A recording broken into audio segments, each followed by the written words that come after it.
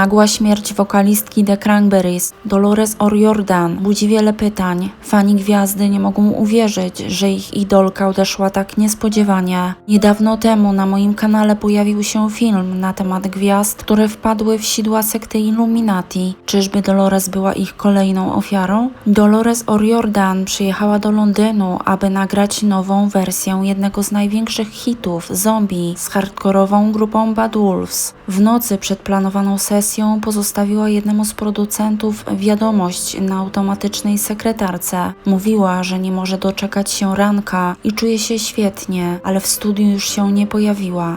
15 stycznia o godzinie 9:05 w hotelu w Park Lane ciało Dolores znalazła w łazience sprzątaczka na kilka godzin przed planowaną sesją nagraniową. Podobno kilka dni przed śmiercią była bardzo przygnębiona i skarżyła się na silne bóle kręgosłupa. Jako dziecko była wykorzystywana seksualnie. Te traumatyczne doświadczenie doprowadziło ją do anoreksji i depresji. W wieku 40 lat miała kilka załamań na tle nerwowym, a w 2013 roku próbowała popełnić samobójstwo, próbując przedawkować leki. W 2015 roku zdiagnozowano u niej chorobę afektywną dwubiegunową. Jest to grupa nawracających zaburzeń psychicznych, w przebiegu których występują na zmianę zespoły depresyjne i maniakalne, rozdzielone okresami bez objawów. Policja uważa, że najprawdopodobniej do przestępstwa nie doszło, to jednak fani wokalistki, nie mogąc pogodzić się z jej śmiercią, snują swoje teorie spiskowe. Oficjalne przyczyny śmierci Dolores jednak nie są jeszcze znane, choć można stwierdzić, że ostatnie lata życia Dolores naznaczone były tragedią porównywalną do cierpienia Kurta Cobaina. W jednym z ostatnich wywiadów spytana o to, jako kto chciałaby się pojawić na ziemi po reinkarnacji, odpowiedziała, iż po śmierci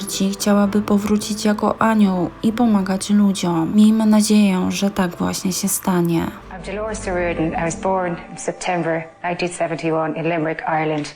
I'm a singer-songwriter and I'm probably known best for my work with my band, The Cranberries. My idea of perfect happiness, I guess, is having a family. My kids, my husband, my mom, and being healthy and just the simplicity of being healthy and having people to love and who love you. My greatest fear is anything happening to my kids, because I think when you're a parent, you don't really live for yourself anymore and you kind of live through them an awful lot, and it's a huge, huge fear being a parent. I think the person that I admire the most is probably my mom, because I've learned everything I know from her, and she's a teetotaler. She doesn't drink or anything, never took drugs, and she's just so like at peace all the time, and I'd like to be like that, you know. The characteristic that I most dislike in myself is the fact that I find it very difficult to be straight with people about my feelings, particularly when it comes to art. In others, the characteristic that I most dislike is disloyalty and dishonesty. The most overrated virtue is the visual appearance of a human being. It means absolutely nothing, because what really matters is the human spirit and soul. Well, I lie, but not with the intention to deceive, but usually with the intention to get myself out of a situation. White lies, you know, not really bad lies to hurt somebody. I think the worst depth of despair is when one goes through depression. Whether the depression is coming from the fact that you're overworking or misunderstood or you're in the wrong place, or whether it's coming from the fact that somebody that you love greatly has passed away and that you don't recognize your world anymore and that you just can't survive without their existence. And then you become depressed and you think you can't cope. I think it's the worst thing for anyone to go through is depression. But the thing is, we all go through it at some point in our lives. I think my greatest achievement is kind of like probably happened in the first section of my life when I was 18 and joined the Cranberries, and our first single went top 10 or something in America. And just that whole 8-10 years was intense and very difficult. And at the end of it, I had a nervous breakdown and I just became extremely thin and extremely depressed. But the fact that I made it through and that I can look back at it now and talk about it and that I survived, it's fantastic, you know. I feel like I survived that and I can survive a lot more. I'd hate to be in a 9-to-5 predictable job whereupon you go in every day and do the same thing over and over, and there's no sense of appreciation or fulfillment because nothing large is created out of it. I think what gives me the most satisfaction is when I create a new piece of music, a new song, and it just sounds fantastic. Usually it's kind of like at midnight when everybody's asleep, I come out here and all the kids are sleeping and I just start writing. And it's because I can't sleep because I can hear a melody in my head. And then when I record it and I hear it back, it's extremely satisfying. So basically my art. My one favourite food has to be garlic. I eat an incredible amount of garlic and it's frightening. But then I have to go down the garden, grab a lump of parsley and start eating it like a cow because nobody wants to talk to me because I stink. My favourite sound, there are completely two sounds. I love the sound of a playground, kids running around and playing in the distance. I love that. And my other favourite sound is complete silence. I guess if I came back as a thing, it would be a flying object. I'd like to fly. I think everybody'd like to fly.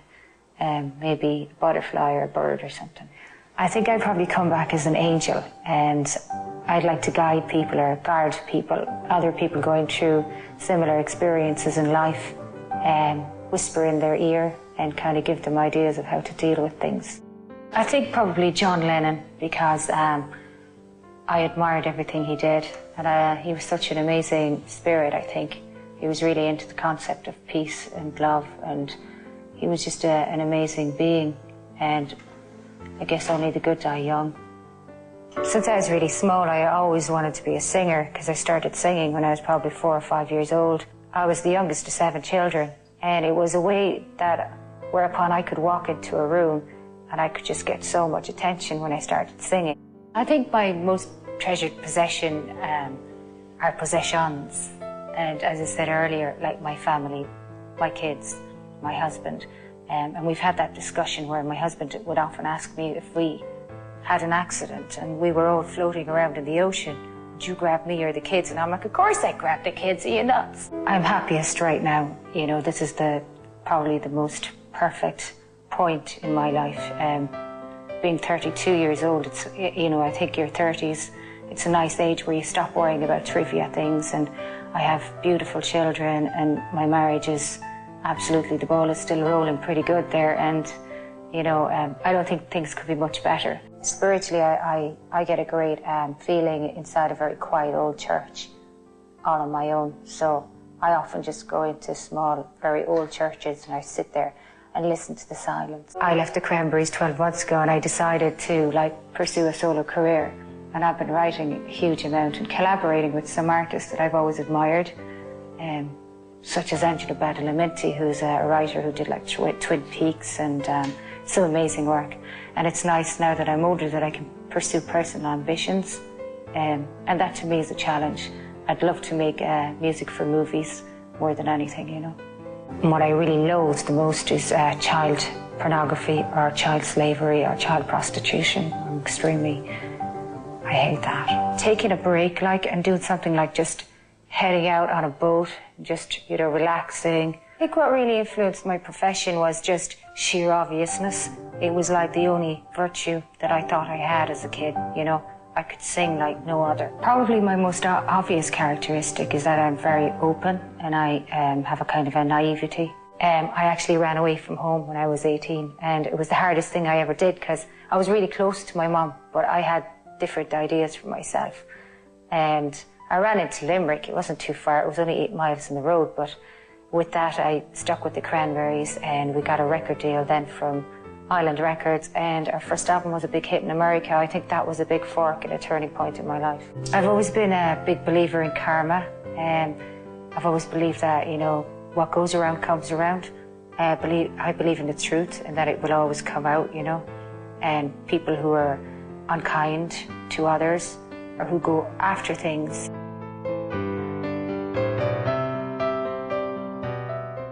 Podobał się film? Pozostawcie kciuka do góry. Zapraszam do oglądania moich innych ciekawych, strasznych materiałów, jak i do komentowania pod filmami. Wesprzyjcie mój kanał, zasubskrybujcie. Będę bardzo wdzięczna i do usłyszenia w kolejnym strasznym odcinku.